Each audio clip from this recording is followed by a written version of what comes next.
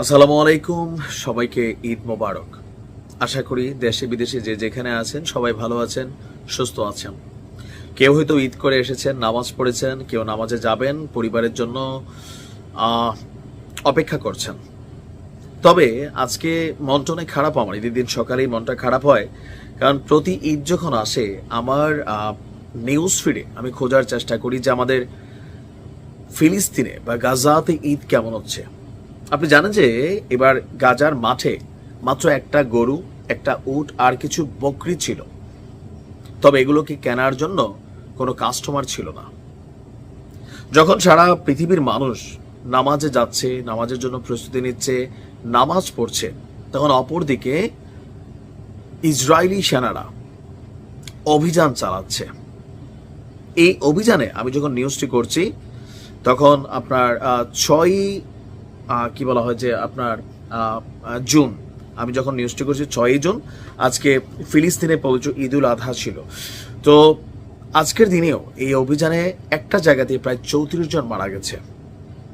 বিভিন্ন জায়গায় ঈদের নামাজ জামাত এগুলা ওইভাবে আদায় করা যায়নি, আর ওই পরিবেশ প্রেক্ষাপটটা আসলে সেইখানে ছিল না।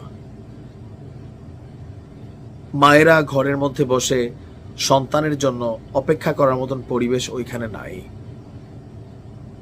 নতুন পোশাক নেই, বিদ্যুৎ নেই, পানি নেই, হাসপাতালই নাই। কুরবানির ইমেজ তাদেরকে ছুঁয়ে যায়নি।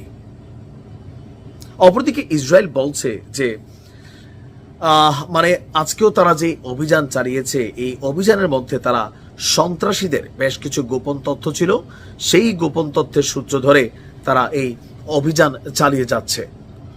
গাজার জরুরি পরিষেবা বিভাগ সিভিল ডিফেন্সের কর্মকর্তারা বলছেন আন্তর্জাতিক গণমাধ্যম এফপিকে সকাল থেকেই ইসরায়েলি বাহিনী অনেকগুলো অভিযান চালিয়েছে, আর এর মধ্যে 38 জন শাহাদাত বরণ করেছে।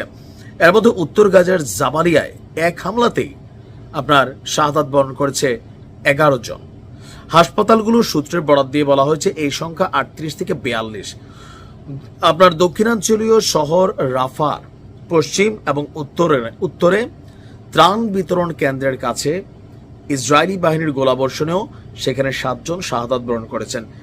এইসব খবরের মধ্যেই সব ধরনের ত্রাণ কার্যক্রম বন্ধ রাখার কথা জানিয়েছে গাজা হিউম্যানিটেরিয়ান ফাউন্ডেশন।